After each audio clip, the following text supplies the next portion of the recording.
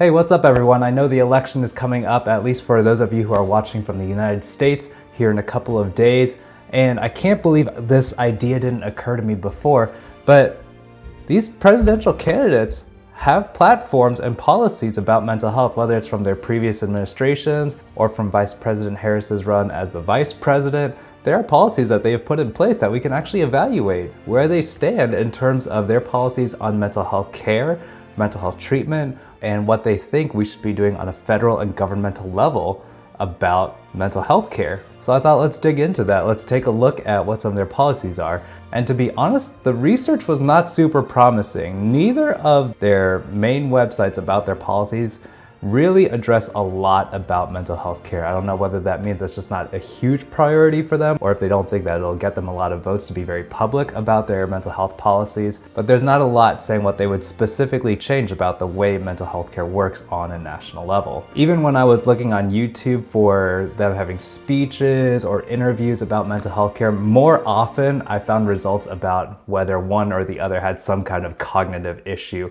which is not the kind of content that I'm trying to push. I'll say at the beginning, I'm not trying to push anyone to vote for any specific candidate. This is just looking at one particular part of their platform and the policies that they've tried to enact or work towards in the past based on their track records. And what I would most encourage is for everyone to go out and vote. That is a super important right and privilege that we have as citizens. We were in Monticello recently as part of a family trip, and one of the things we learned about Thomas Jefferson was that not only was he adamant about self-government, but also that the citizens who are governing themselves be educated about what they are voting about, who they are voting for. Now, I've worked in an acute hospital, an acute care setting for suicidal adolescents. I've worked in a residential facility as well. I've worked in intensive in-home services in the communities, but a more intensive service, as well as outpatient. So I am hoping to bring some of those experiences into seeing, okay, a candidate has this policy, how does that actually play out in these different settings? So we'll take a look at those today. Please do like and subscribe, help the channel to grow, and make sure you go out and vote, whether it's early or actually on election day. So like I said before, there was not a lot of public-facing information put out from either of the political camps about what to do about mental health care. So the Kaiser Foundation has been really helpful in listing some of the different policies that these candidates have endorsed or talked about or actually put into action. I don't know whether the Kaiser Foundation is particularly left or right leaning, so I am hoping that this is as unbiased as possible.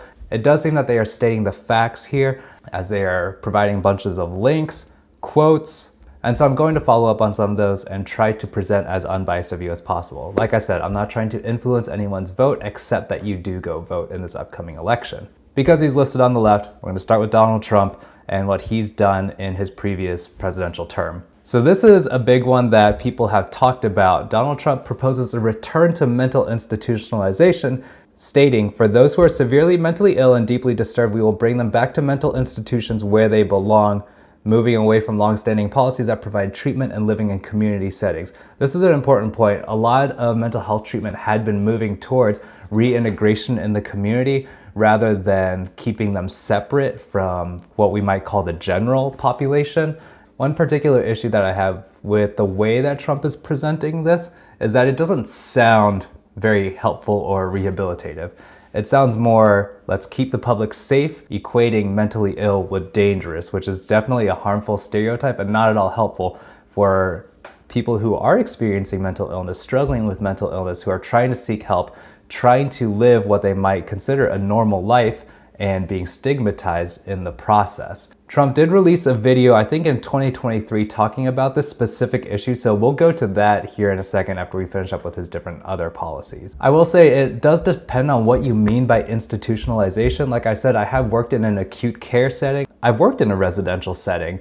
And so if you want to consider those institutionalizing, then yes, I think there is a place for institutions within the healthcare system. The problem that I see with these systems, and I worked at private institutions for both the acute care hospital as well as the residential facility, and what happens is that you end up with business people running the operation And what you get is budget cuts, people who are underpaid, staff who are underqualified, because you're looking to cut costs. So you maybe don't hire enough people. And so the people who are qualified, who are working regularly, get burned out or overworked. And so there were days where I was there, and from the moment I got there to the time I was leaving, and sometimes later than I was scheduled to be there, I was going from session to session, running from one end of the campus to another, trying to do sessions, run groups.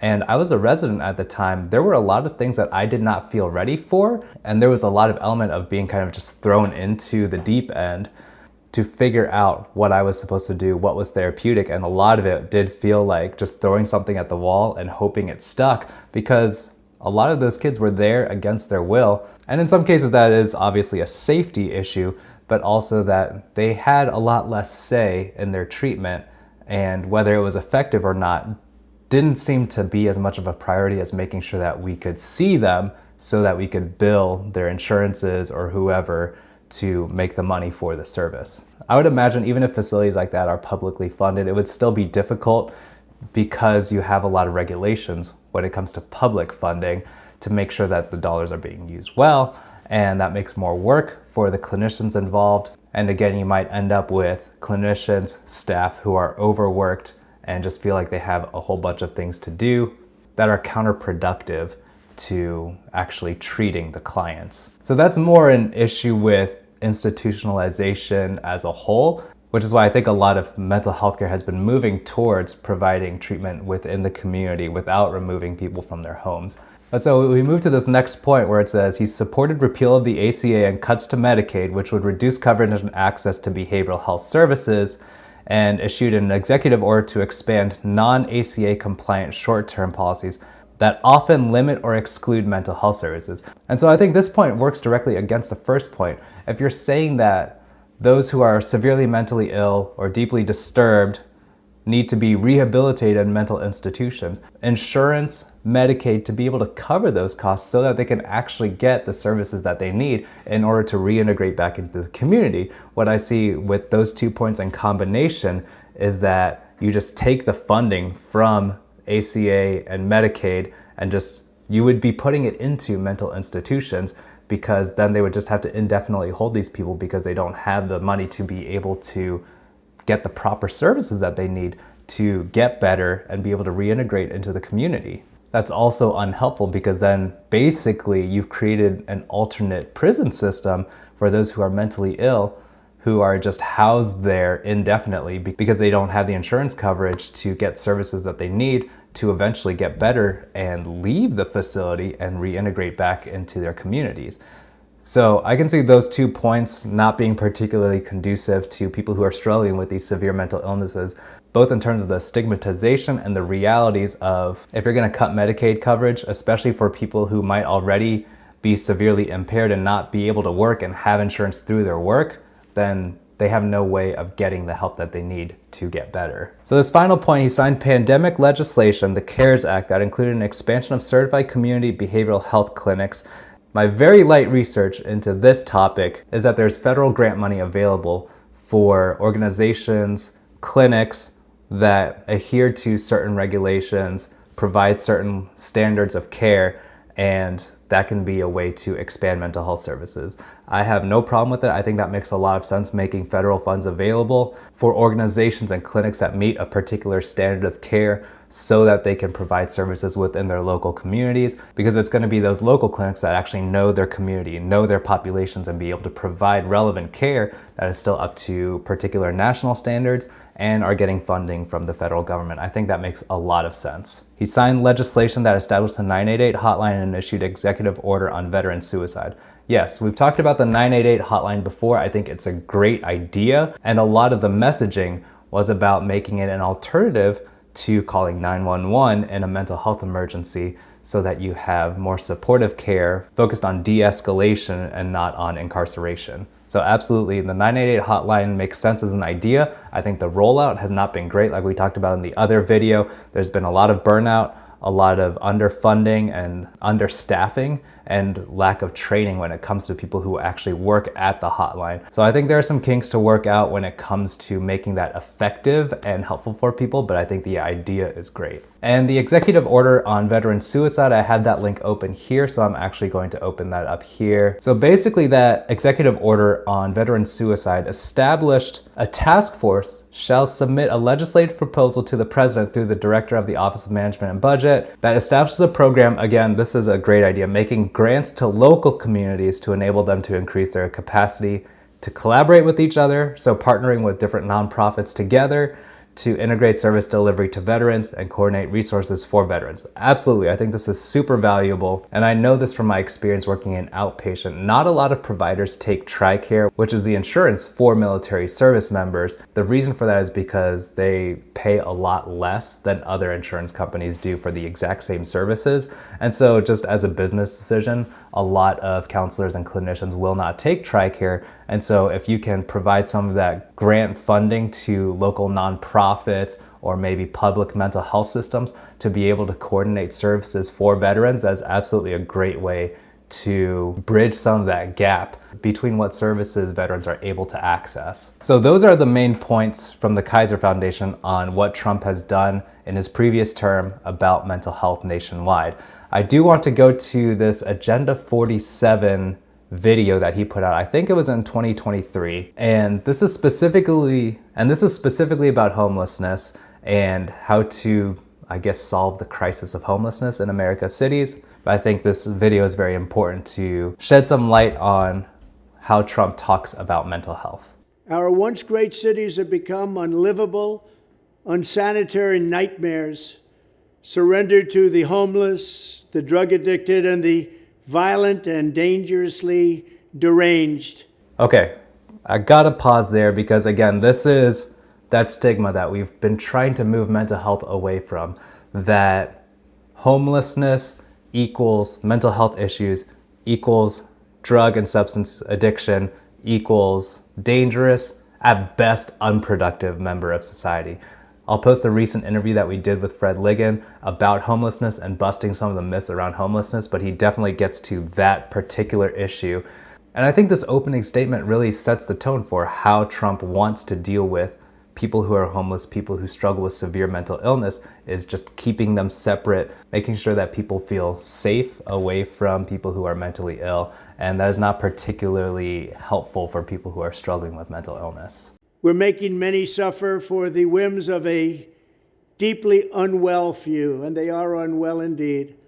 The homeless have no right to turn every park and sidewalk into a place for them to squat and do drugs. Americans should not have to step over piles of needles and waste as they walk down a street. This idea that homelessness equals addiction is not super helpful.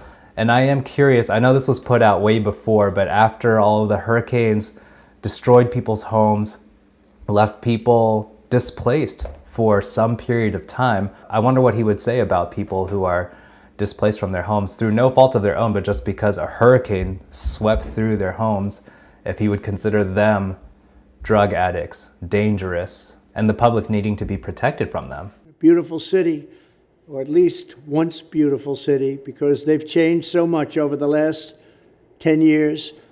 Our first consideration should be the rights and safety of the hardworking, law-abiding citizens who make our society function. When I'm back in the White House, we will use every tool, lever, and authority to get the homeless off our streets. We want to take care of them, but they have to be off our streets. I think that's very telling. The first priority is cleaning up the city. The second priority is making sure they are well. There is nothing compassionate about letting these individuals live in filth and squalor rather than getting them the help that they need. We need professionals to help them. For a small fraction of what we spend upon Ukraine, we could take care of every homeless veteran in America. Our veterans are being treated horribly. Likewise, with all of the money we will save by ending mass unskilled migration, we will have a huge dividend to address this crisis in our own country. I'm not going to get into the illegal migration or immigration or whatever he decides to call it. He is right that veterans and their families are criminally underserved. Again, that goes back to some of the reimbursement rates for TRICARE that just make it unpalatable and very difficult for some providers to see people who are on that kind of insurance. And so I think there can be investments made into those kinds of programs that would make a huge difference for veterans and their outcomes. What I'll also say is that this is why I feel like using the grant money and some of his other proposals and policies that he's talked about before could actually be the better way, instead of having the national government set a policy for everybody to follow, like criminalizing squatting in a park or something like that, is that the nonprofits, the local governments, the local organizations are the ones that know what their community need. And if they just have money from the national government, from the federal government, to be able to carry out some of the initiatives that are needed in the community, that might be the better way to support partnership between federal and local, different local organizations to provide the best care for people in that community. Under my strategy, working with states, we will ban urban camping wherever possible. Violators of these bans will be arrested, but they will be given the option to accept treatment and services if they're willing to be rehabilitated. So this is difficult because when we talk about mental health care, we again talk about autonomy. You can't force treatment on someone. It's very antithetical to the idea of counseling to force someone to get better. And there's a lot of research stating that kind of the buy-in and the investment from the patient or the client, whatever you want to call them, is what's going to lead to a lot of positive outcomes, as well as the therapeutic alliance between the clinician and the person. And so by forcing them or strong-arming them into treatment, that kind of erodes at both of those things. While the idea of offering them like, well, treatment's more attractive than going to jail, it's not a great motivator for change. Many of them don't want that, but we'll give them the option. We will then open up large parcels of inexpensive land, bring in doctors, psychiatrists, social workers, and drug rehab specialists, and create 10 cities where the homeless can be relocated and their problems identified. I'm curious how he's going to incentivize doctors, social workers, rehab specialists, whoever else he wants to bring into what he called tent cities. I don't know how he's going to incentivize people to go and work there. But we'll open up our cities again, make them livable and make them beautiful. For those who are just temporarily down on their luck, we will work to help them quickly reintegrate into a normal life. For those who have addictions, substance abuse, and common mental health problems, we will get them into treatment. And for those who are severely mentally ill and deeply disturbed, we will bring them back to mental institutions where they belong, with the goal of reintegrating them back into society once they are well enough to manage. It's a tough task, a very tough task. What's taken place on the streets, what's taken place with their taking so much drugs. But the fact is, we're going to try. This strategy will be far better and also far less expensive than spending vast sums of taxpayer money to house the homeless in luxury hotels without addressing their underlying issues, and they have so many of these underlying issues and needs. This is how I will end the scourge of homelessness and make our cities clean and safe and beautiful once again. We will do it. We will bring back America. Thank you. Okay, so again, I'll just direct you to Fred's video about homelessness and displacement to address some of these points that he's talking about. What I want to talk about is the idea of severely mentally ill, because he made a very clear distinction: those who are just down on their luck or have common mental problems versus those who are severely mentally ill who need to be institutionalized and kept separate from the public. Well, let me just go to the NIH website, and this article talks about serious mental illness, which is what he's talking about, right? These are the people that need to be institutionalized. Basically, the criteria for SMI, serious mental illness, is that it has a severe impairment on functioning. But look at the amount of diagnoses that can cover and see if you're still comfortable with this policy. Serious mental illness commonly refers to a diagnosis of psychotic disorders, bipolar disorder, and either major depression with psychotic symptoms or treatment-resistant depression. SMI can also include anxiety disorders, eating disorders, and personality disorders if the degree of functional impairment is severe. So what I'm concerned about with this policy, if you're going to make serious mental illness the boundary line where people need to be institutionalized, you're looking at a significant amount of the population that are suddenly, I guess, could we say not safe from maybe being forced to enter treatment, being forced to relocate away from their homes because now they're suddenly deemed dangerous. That can be really threatening for people who are dealing with anxiety, eating disorders, depression that is resistant to treatment. And if you're saying that they can re-enter society when they're well, how are you going to determine that? And especially for people who have these long-standing treatment-resistant forms of these disorders. So those are some of the questions that come up for me as I watch this video, as I see some of Trump's policies. Let's turn to Harris. All right, so we're looking at Kamala Harris as vice president, led the White House's blueprint for addressing the maternal health crisis, which has taken steps to address maternal mental health, such as launching the National Maternal Mental Health Hotline, which I didn't know existed, but that seems helpful. Training providers on maternal mental health and substance use disorders, and calling on states to expand and extend Medicaid postpartum medical and mental health coverage. I think it's fair to say that maternal mental health flies under the radar. I've heard a lot of moms have this expectation of themselves that, oh, you're gonna bond with the baby, it's gonna be amazing, and they have no space to hold that. Hey, they might be depressed after giving birth. That might last for months at a time, and they may not feel able to function for a period of time after giving birth. That happens to a significant number of moms, and they might feel like they're the only one. So I appreciate her putting a spotlight on that. And I think right at the start, there's just a difference in what they're focusing on in terms of mental health. And that's neither right nor wrong. I think that's just the different areas of focus that each party or each candidate might have. I don't know much about the National Maternal Mental Health Hotline.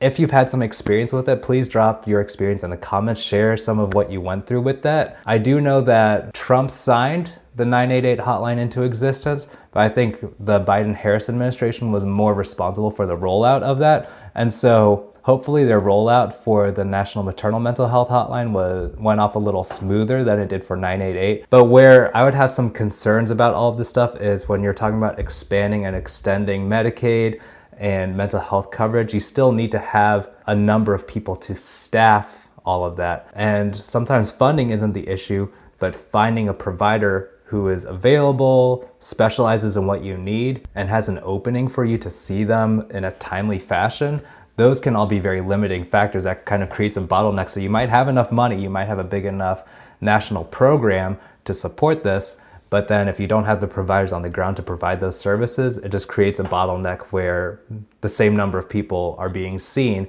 even though you're saying we have all this infrastructure in place, why are things not getting better? So the next point, the Biden-Harris administration made investments to expand mental health and substance use treatment, including to children and families in underserved populations, and to address the mental health workforce shortage by increasing licensing flexibilities for social workers. So basically what that is, expanding the mental health workforce, is that they created an initiative to build a multi-state social worker licensure compact. And counseling has something similar in the works right now. Basically, every state has their own licensing process. And so when you're licensed, you're only allowed to practice in that one state. So I'm licensed in Virginia. I cannot see a client who's in New York or Maryland or North Carolina, anything like that. But with the compact, the states that sign up for it allow for more portability between your license. But for example, if one of them were New York, then I would have an easier time transferring my license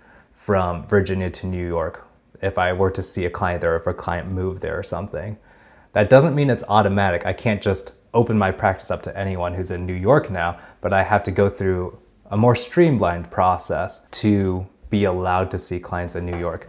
And I think it's a great idea. We've been moving towards having a national license for quite some time. I think there are a lot of ways that can be helpful. But again, I think the limiting factor is if you are not adding new social workers to the workforce and you're just allowing people from more states to see these social workers, again, you're running into the bottleneck issue where availability is still a concern.